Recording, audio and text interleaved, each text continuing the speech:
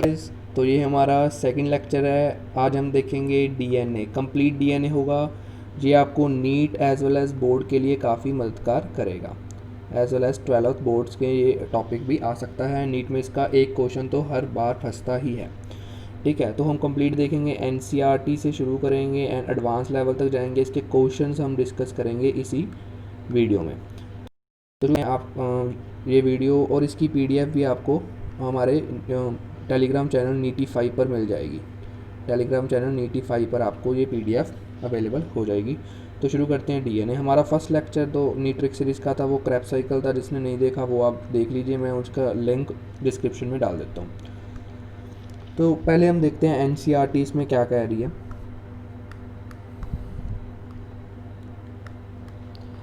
तो ये है हमारा डीएनए। डीएनए क्या है? एक पॉलीमर है। तो हमने जब बायोमोलिकुल्स पढ़ते हैं तो हम वहाँ पर भी देखते हैं कि पॉलीमर है और बायो डीऑक्सीराइबो न्यूक्लियोटाइड्स। लेंथ है जो डीएनए की वो हम बेस पेयर से देखते हैं। जितने ज़्यादा nucleotide, number of nucleotides one और a pair refer to as base pair. ठीक है, तो ये हम 3 डाटा याद रखेंगे किसका? बैक्टीरियोफेज में, बैक्टीरियोफेज नोन एज लैम्डा शाई 174 हैज़ 5386। एग्जैक्ट डाटा की जरूरत नहीं है, 5000 आप यहाँ रख सकते हो। बैक्टीरियोफेज में हमारा 48,000 के करीब रहते हैं। इकोलाई में हमारा 4.6 into 10⁻⁶ base pair and haploid content of human DNA. ये काफ़ी कंफ्यूजिंग है। अगर आपको डिप्लॉयड कर दिया तो आपको एक यहाँ पर लिख देता हूँ कौन से हमने दिए हैं। सबसे पहले शाई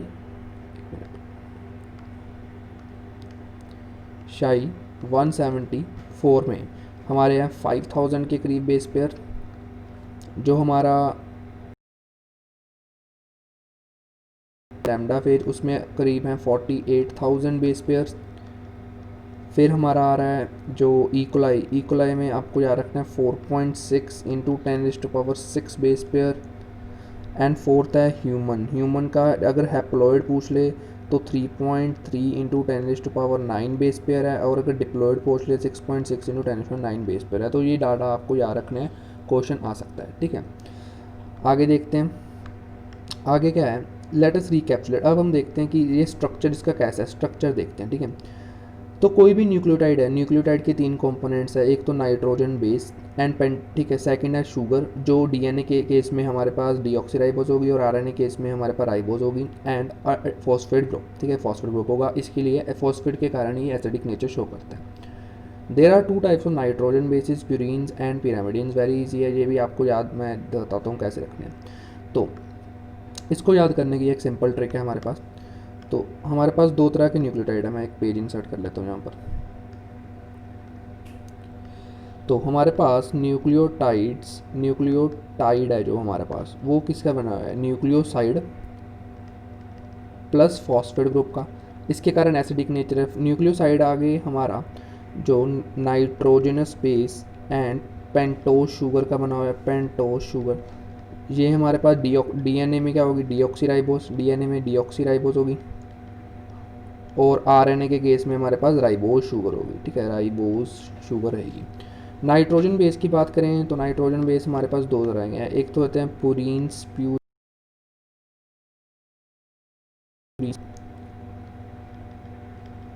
देखो पुरीन्स का मतलब क्या है? जो जैसे देखिए पुराने ज़माने में जो लेडीज़ थी वो अपने हस्बैंड को कैसे बुलाती थी? ए जी। तो यहाँ पर लिख लेना आप ए एंड जी। तो यहाँ पर आ गया एडेनिन, ग्वानिन। जो रेस्ट हमारे पास रहेगी यूरासिल, साइटोसिन एंड थायमिन। ये हमारा पिरामिडीन्स है। ठीक है, तो पूछा क्या जाता है कि ये हमारा किस में होता है? एडेनिन हमारे पास बोथ में है, डीएनए में आरएनए में, ग्वानिन भी बोथ में है, साइटोसिन भी बोथ में है। यूरासिल हमारा आरएनए में देखा जाता है, और थायमिन हमारा डीएनए में देखा जाता है। तो ये याद रखना है कि थायमिन को क्या डिस्टिंग्विश करती है डीएनए को? वो है थायमिन। बाकी साइटोसिल और एडेनिन, ग्वानिन तो सेम ही रहेगा। ठीक है, वो तो आरएनए में भी रहेगा। इसका भी क्वेश्चन बन सकता है। अब आगे देखते हैं।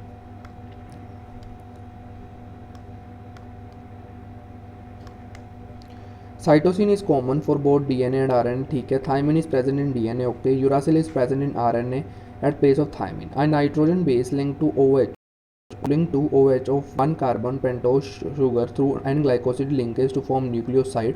वही बात होगी, जो नाइट्रोजन बेस है प्लस पेंटोज शुगर मिलके हमारा क्या बन रहा है, न्यूक्लियोसाइड है। ठीक है, इसका हमारा कार्बन है 1 कार्बन और इसका जो नाइट्रोजन है वो मिलके ग्लाइकोसिडिक बॉन्ड बन रहे हैं।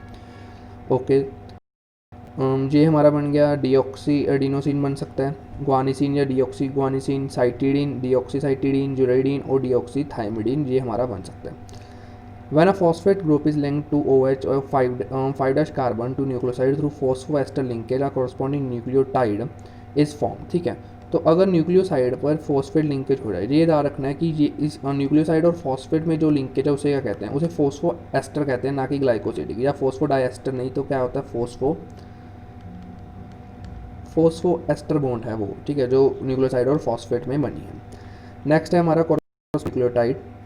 Okay, 2 nucleotides are link to, हाँ अगर दो न्यूक्लियोटाइड्स को लिंक कर रही हैं, इन न्यूक्लियोटाइड्स के बीच में क्या होती है हमारे पास फोस्फोडाइएस्टर बॉन्ड, ये बायोमोलिक्यूल में पूरा डिटेल में चलता है। Okay, 2 nucleotide, okay, more nucleotides can be joint. Similarly जो चेन बनती रहती है, ज़्यादा से ज़्यादा न्यूक्लियोटाइड जुड़ते रहते हैं और इसलिए हम इसको क्या कहते हैं, पॉलीमर ऑफ डीऑक्सीराइबो न्यूक्लियोटाइड्स। तो हमारा 2 एंड्स रह जाते हैं, एक तो हमारा ऊपर हमारा रह जाता है जो 5' एंड है, जो फॉस्फेट का एंड है, नीचे हमारा रह जाता है 3' एंड है। 3' एंड हमारा जो ऐसे शुगर होती है, ये 3' एंड रह जाता है, इस पर OH लगा होता है। ठीक है, तो ये इसको OH एंड भी कहा जाता है और इसको हम 5' को फॉस्फेट एंड भी कहते हैं। तो देख लेते हैं, यहाँ पर लिखा ही होगा फॉस्फेटिडाइटी at 5' end, okay, which is referred as 5' end. तो 5' में फॉस्फेट है और सिमिलरली 3' में क्या है, हमारा OH ग्रुप है, referred to 3' end of phosphonucleotide chain. The backbone, ये वेरी इंपॉर्टेंट लाइन है, इसमें क्वेश्चन आया था कि बैकबोन किससे बनती है। बैकबोन है जो हमारी वो बनती है शुगर एंड फॉस्फेट से। The backbone of polynucleotide chain is formed due to sugar and phosphate. Nitrogen base link to sugar moiety project in from the backbone. जो नाइट्रोजन बेस है वो ऐसे प्रोजेक्ट करते हैं। अगर मैं बनाऊँ तो कैसा होता है, ये देखिए 2 न्यूक्लियोटाइड चेन है हमारे पास, ये न्यूक्लियोटाइड, ये किसकी बनी हुई है, शुगर और फॉस्फेट की, ये भी शुगर और फॉस्फेट, बीच में इनके नाइट्रोजन बेस है, ठीक है, इनवर्ट प्रोजेक्ट कर रहे हैं। ठीक है, नेक्स्ट आरएनए में क्या है, आरएनए में हमारा वही सिंपल है, जो 2' पोजीशन है हमारा राइबोस की, उस पर OH है, एडिशनल OH ग्रुप है, एक एडिशनल OH ग्रुप है, इसकी रिएक्टिविटी ज़्यादा हो जाती है। Also in RNA uracil is found, जो कि हमारा डीएनए में थाइमिन था। ठीक है, डीएनए एसिडिक है, पहले ही बता दिया क्यों, फॉस्फेट के कारण। ये किसने डिफाइन किया था सबसे पहले, वेरी इंपॉर्टेंट है, क्वेश्चन बन सकते हैं। तो डीएनए एसिडिक सब्सटेंस है, ये फ्राइड्रिक मेशर ने बताया था 1869 में, इसने इसका नाम न्यूक्लियन रख दिया। हाउएवर, क्योंकि तब हमारे पास इतने एडवांस टेक्नोलॉजीज़ नहीं थी हम इसको एल्यूसिडेट को बना सकें, तो इसका यही माना गया था कि एकदम से डीएनए रिमेन इल्यूसिव, मतलब कुछ जान पहचान नहीं की गई थी। 1953 में, ये वेरी इंपॉर्टेंट है, 2 scientist James Watson and Crick का तो आता ही है नाम, और इन दोनों का भी आता है, जिन्होंने इनका एक्सरे जो डाटा था वो देखो, based on X-ray diffraction data, जो किसने बनाया था, विलिकन्स एंड फ्रैंकलिन। तो 2 है, विलिकन्स एंड फ्रैंकलिन। अगर बता दें कि किन किन लोगों का योगदान था डबल हेलिक्स मॉडल में, तो किन किन को लिखोगे, वाटसन का, क्रिक का, विलिकन्स एंड फ्रैंकलिन। तो ये 4 थे। इन दोनों का क्या था, एक्सरे डाटा डिफ्रैक्शन था जो उनका, उसके बेस पर था, उससे डबल हेलिक्स मॉडल बनाया गया। Double helix model was proposed, one of the hallmarks of proposal was base, very important. एक साइंटिस्ट और है चेरगाफ, एरविन चेरगाफ, उन्होंने जो बेस पेयरिंग दी थी उनके अकॉर्डिंग ही ये मॉडल बना था। Ratios of adenine and thymine and guanine and cytosine are constant and equal, very confusing line. इस पर करता है हम साइटोसिन से, मतलब जितने एडेनिन होंगे उतनी थाइमिन होंगे, तो एडेनिन बाय थाइमिन क्या होगी, 1। सिमिलरली ग्वानोसिन बाय साइटिडिन क्या होगा, 1। तो ये इसमें ये कांस्टेंट है, ना कि adenine plus thymine by G+C constant है। ठीक है, कांस्टेंट तो है पर वो 1 के इक्वल नहीं, 1 के इक्वल ये है। Next, the base pairing confirm very unique property of polynucleotide chain, they are set to be complementary. ठीक है, ये कॉम्प्लीमेंट्री, मान लो ये चेन है, ये 5' to 3' है, तो दूसरी होगी वो 3' to 5' होगी, कॉम्प्लीमेंट्री है। ठीक है, देयरफॉर सीक्वेंस ऑफ बेसिस, अगर मुझे, हाँ, तो अगर मुझे एक का सीक्वेंस पता हो, मान लो इस चीज़ का सीक्वेंस पता है, तो मैं इसका डिफाइन कर सकता हूँ, तो 1 strand then the sequence of other can be predicted. Also if the each strand of DNA act as template for synthesis. The two double stranded DNA thus produced would be identical to parent DNA molecule. Okay, because of this implication of structure became very clear. तो ये सेलियन feature है, ये theory में आ सकता है. सेलियन feature बताओ. सबसे पहले क्या है हमारा बैकबोन किसकी बनी हुई है, sugar and phosphate. Okay, and bases project inside. Second क्या है हमारा थ्री डाइसोफाइड है. थर्ड है हाइड्रोजन बॉन्डिंग है ये वाली ATG एंड GC बेस पर. तो adenine add hydrogen bonds with thymine from opposite strand. Similarly, guanine bonds with hydrogen with 3 hydrogen bonds. ये टाइटेनेट कॉइलिंग है. जो पिच है हमारे पास 3.4 नैनोमीटर की है एंड रफली 10 base pair each. 34 nanometre. The plane of one, एक का प्लेन दूसरे पर स्टैक्ड है जिससे हाइड्रोजन बॉन्डिंग हो रही है. वो एडिशनल प्रॉपर्टी इसको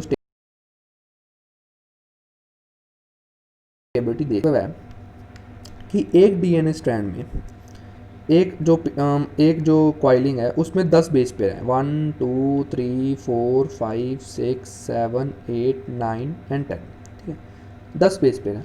और इस पूरे की लेंथ है हमारे पास 0.34 नैनोमीटर. कितनी है, सॉरी, इस पूरी की लेंथ है 34 एंगस्ट्रॉम. एंगस्ट्रॉम में याद रखोगे वेरी इजी रहेगा. एंगस्ट्रॉम क्या होता है 10⁻⁻10. अगर इसको मैंने नैनोमीटर में करना इंटू 10 करूँगा, इंटू 10 डिवाइड बाई 10 करूँगा तो वो कितना 3.4 नैनोमीटर रहेगा. वो होता है 10⁻⁻9. और इसमें 10 है तो 10 है तो एक में क्या होगा, डिवाइड बाई 10 करेंगे तो सिंपल भी कर सकते हैं. तो अगर डिवाइड बाई 10 करूँगा तो सिंगल में कितना आएगा, सिंगल में आएगा 3.4 एंगस्ट्रॉम. एंगस्ट्रॉम क्या है 10⁻⁻10. अगर आपको NCERT में तो नैनोमीटर में डाटा दिया हुआ है, अगर एंगस्ट्रॉम में दे दिया तो ये लिखेंगे. वो भी मैंने आपको कन्फ्यूजन दूर कर दी. तो 3.4 H बेस पर 0.34 नैनोमीटर, 34 एंगस्ट्रॉम एंड 3.4 नैनोमीटर. मैं कहता हूँ ये याद रखिए आप, एंगस्ट्रॉम वाला डाटा ज़्यादा ईजी रहता है. नेक्स्ट, उसके बाद है हमारे पास हाइड्रोजन बॉन्डिंग जो हमने समझा दी, हेलिकल है. अब उसके बाद क्या था कि DNA रेप्लिकेट कैसे कर रहा है. The proposition of double helix DNA वो is and simplicity explaining the genetic implication became revolutionary very soon. किसने दिया था, क्रिक ने दिया था सेंट्रल डोगमा. सेंट्रल डोगमा मतलब DNA से खुद DNA बनना है वो तो रेप्लिकेशन होगी, DNA से mRNA बनना है वो ट्रांसक्रिप्शन होगी, mRNA आगे प्रोटीन बना रहा है वो ट्रांसलेशन होगी. तो तीनों प्रोसेस याद रखनी है. कौन सी है, सबसे पहले तो है हमारे पास रेप्लिकेशन.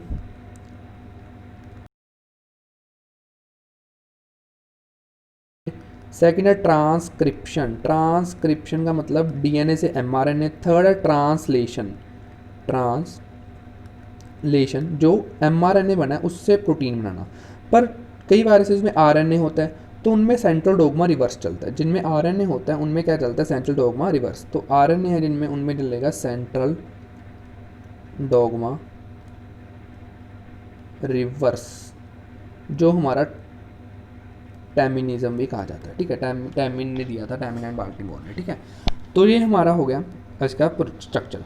अब हम बात करते हैं कि इस DNA की लेंथ है पैकेजिंग के बारे में. अब देखते हैं. तो देखिए DNA की लेंथ हमने कितने बेस पर कहा था, बेस पर हमने कहा था 6.6 × 10⁻6 बेस पर है. ठीक है, ये देखिए 6.6 × 10⁻6 बेस पे. हेयर बीच की लेंथ क्या है 0.34 नैनोमीटर इंटू 10⁻⁹. और अगर मैं इसकी लेंथ कैलकुलेट करूँ तो क्या आएगा, कैलकुलेट करते हैं तो मल्टीप्लाई करना ना 6 इधर कर लेता हूँ 6.6 इंटू 10⁻, तो आगे कर लेते हैं. क्या आएगा 6.6 इंटू 10⁻9 इंटू 0.34 इंटू 10⁻⁻9. ये एंगस्ट्रॉम है, 10⁻9 कट गए तो इसको मल्टीप्लाई करके ये आ गया. और इसकी वैल्यू है हमारे पास 2.2 मीटर. तो आप इसको एज इट इज़ याद रखें कि DNA जो हमारी है उनकी लेंथ है 2.2 मीटर. और जो हमारे पास इक्वलाई का, इसकी भी याद रखें 1.36 नैनोमीटर. तो जो दोनों डाटा आप याद रखें क्योंकि नीट 2020 में इसका क्वेश्चन आया था. डायरेक्ट ही करना था इसको. तो जो ह्यूमंस में कर लेते हैं, ह्यूमंस और इक्वलाई का डाटा है. तो इसमें हमारा 2.2 मीटर और इधर हमारा 1.36 मिलीमीटर. अब देखो मीटर, 2.2 मीटर बहुत ज़्यादा हो गया, 220 सेंटीमीटर बहुत ज़्यादा है ना. 220 सेंटीमीटर मेरी हाइट होगी ऑलमोस्ट 180 सेंटीमीटर. तो मेरे से तो बड़ा डीएनए होगा, और डीएनए हर सेल में है, कितने करोड़ों अरबों सेल है मेरे में। तो इसके क्या है, हमारे पास डीएनए को एक पूरी प्रॉपर पैकेजिंग करनी पड़ती है। अगर हम बात करें, ये तो बात की गई है प्रोकैरियोट्स की। प्रोकैरियोट्स में क्या है, सिंपल कॉइलिंग होती है। They do not have defined nucleus. Defined nucleus तो होता नहीं, पर डीएनए जो ऐसा स्कैटर्ड नहीं होता, एक पर्टिकुलर रीजन में रहता है जिसे कहा जाता है न्यूक्लियोइड। डीएनए क्या है, पर्टिकुलर रीजन। देखो डीएनए पर नेगेटिव चार्ज है, तो एक पॉजिटिवली चार्ज प्रोटीन चार्जेस होते हैं जो न्यूक्लियोइड उसको रखता है। DNA nucleoid is organised in large loops held up by protein. Very important, large loops में होता है जो कि प्रोटीन कैसे होंगे, पॉजिटिवली चार्ज, ठीक है। यूकैरियोट्स में क्या होता है, यूकैरियोट्स में होती है स्पेशल ऑर्गेनाइजेशन। इसमें लिए होते हैं बेसिक प्रोटीन्स, होते हैं हिस्टोन प्रोटीन्स, जो कि basic amino acid lysine and arginine. T2020 का फिर से क्वेश्चन, बेसिक अमाइनो एसिड बताओ तो कौन से थे, लाइसिन एंड आर्जिन रिच होता है हिस्टोन्स, जिसके कारण वो बेसिक होता है या उस पर पॉजिटिवली चार्ज होते हैं, ठीक है। बहुत अमाइनो पॉजिटिव चार्ज होता है, और हिस्टोन्स क्या होते हैं, 8 मॉलिक्यूल्स में रेंज होते हैं, जिसे कहा जाता है histone octamer. The negatively charge DNA is wrapped around. देखो यहाँ पर क्या है हमारा पॉजिटिवली चार्ज, या ये पॉजिटिव चार्ज है, ये हमारा पॉजिटिव चार्ज है। डीएनए जो हमारा पॉजिटिव नेगेटिव अट्रैक्ट करेंगे तो इसके अराउंड कॉइल हो जाता है, और ये कॉइलिंग कितनी हो रही है, 1.75 टन्स की, ठीक है। अब आगे है हमारा 8 मॉलिक्यूल, और ये पूरा स्ट्रक्चर जो बना है इसे कहा जाता है न्यूक्लियोसोम। इसे क्या कहा जाता है, न्यूक्लियोसोम। तो ये होता है न्यूक्लियोसोम। नेक्स्ट देखो, एक न्यूक्लियोसोम में हमारा, ये भी क्वेश्चन अच्छा बन सकता है, इधर ही करता हूँ। एक न्यूक्लियोसोम में 200 बेस पेयर आ जाते हैं, 200 बेस पेयर आ जाते हैं, और हमारे में कितने बेस पेयर हैं, 6.6 × 10⁹ तो अगर 200 बेस पेयर होते तो हमारा एक न्यूक्लियोसोम बनता, एक बेस पेयर होता तो 1/200 बेस पेयर बनते, न्यूक्लियोसोम बनते। और अगर 6.6 × 10⁹ है तो कितने न्यूक्लियोसोम बने, इंटू 6.6 × 10⁹, 2 इधर गए 7, तो ये आ गया 3.3 × 10⁻7। तो इसका भी आंसर हमने दे दिया। जो इसका क्वेश्चन पूरा गया था हाउ मेनी न्यूक्लियोसोम, तो ये आ गया 3.3 × 10⁻7 न्यूक्लियोसोम इसका आंसर होगा, ठीक है। ये न्यूक्लियोसोम होगा। न्यूक्लियोसोम क्या होता है, क्रोमोसोम न्यूक्लियस और क्रोमैटिन। जो ये स्ट्रक्चर बनेगा, जैसे ये क्रोमोसोम है, इस पर ऐसे बीड्स और स्ट्रिंग लाइक स्ट्रक्चर होंगे, ये न्यूक्लियोसोम है। अब इस धागे का नाम क्या होगा, अब इस धागे का नाम होगा क्रोमैटिन। क्या होगा, क्रोमैटिन। अब इस धागे का क्या नाम हो गया, क्रोमैटिन इस धागे का नाम हो गया। Beads on string structure of chromatin are packed to form chromatin fiber that are further coiled and condensed of cell division to form chromosome. The packaging of DNA at higher level require कई और proteins भी चाहिए। इतने ज़्यादा length का DNA 2.2 metre को इतनी ज़्यादा कॉइलिंग कर लिए हिस्टोन्स अकेले काम नहीं कर सकते, तो एक नॉन हिस्टोन प्रोटीन्स होते हैं वो भी हमें चाहिए। नॉन हिस्टोन प्रोटीन 2 रीजन में कॉइल होते हैं। जैसे देखिए ये तो एक सिंपल है, एक ऐसे फिर सिंपल, तो 2 हिस्से हो गए। ये तो डार्कली स्टेन्ड हो गया, डार्कली स्टेन्ड इसको कहते हैं हेट्रोक्रोमैटिन, ये लाइटली स्टेन्ड है जिसको कहते हैं यूक्रोमैटिन। यूक्रोमैटिन हमारा एक्टिव होता है, हेट्रोक्रोमैटिन हमारा इनएक्टिव होता है। तो ये हमारा डीएनए पूरा डिटेल में हमने देख लिया। तो अब हमने डीएनए का पूरा देख लिया कि कितने बेस पेयर हैं कितने नहीं। तो ये मैं बता देता हूँ कि ह्यूमन 2.2 1.36 मीटर, न्यूक्लियोसोम हमने कैलकुलेट कर लिए 3.3 × 10⁻7 जो न्यूक्लियोसोम बनेंगे। अब हम बात करें, ये वेरी इंपॉर्टेंट पॉइंट है, ये मैंने बायोमोलिक्यूल चैप्टर से उठाई है लाइन। ये लाइन अगर आ गई तो आप कंफ्यूज हो सकते हो कितना। ये देखिए, ये लाइन पढ़नी है। At each step of ascend the stands under 636 degree. तो जो ये हमारा है डायग्राम, एक मिनट, ये डायग्राम है।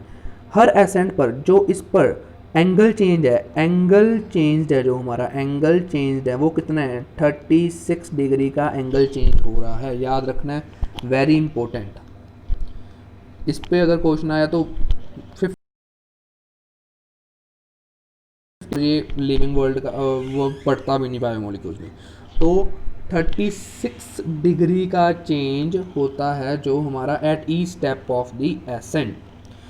अब हम देखते हैं, अगर आपको, हाँ, तो हमारा ये पूरा डीएनए टॉपिक ख़त्म हुआ। आपको इसकी पूरी एनोटेटेड पीडीएफ हमारे टेलीग्राम ग्रुप नीटी5 पर मिल जाएगी, आप उसको ज्वाइन कर लें। वहाँ पर हमारे क्विज़ भी हो रहे हैं रेगुलर नीट लेवल के। चैनल को सब्सक्राइब करें, वीडियो को लाइक करें एंड शेयर करें। अगर आपको इस डीएनए पर क्वेश्चंस चाहिए वो मैं बना दूंगा अगली वीडियो पर, नेक्स्ट वीडियो इस पर आ जाएगी, वो बहुत ही फास्ट आ जाएगी, आज ही कर दूंगा रिलीज़। इसमें हम डीएनए जो हमने पढ़ा है उसके क्वेश्चंस डिस्कस करेंगे। ठीक है, क्या डिस्कस करेंगे, जो भी हमने पढ़ा है उसके क्वेश्चन डिस्कस करेंगे। इसलिए पहले आप सारी ये पीडीएफ आप एक बार खुद देख लें और आप इस वीडियो को देख लें। ठीक है, तो आज के लिए इतना ही, ये वीडियो अब ख़त्म करते हैं। सब्सक्राइब कर लेना चैनल को, लाइक एंड शेयर, पीडीएफ आपको नीटिफाई चैनल पर मिल जाएगी। Thank you.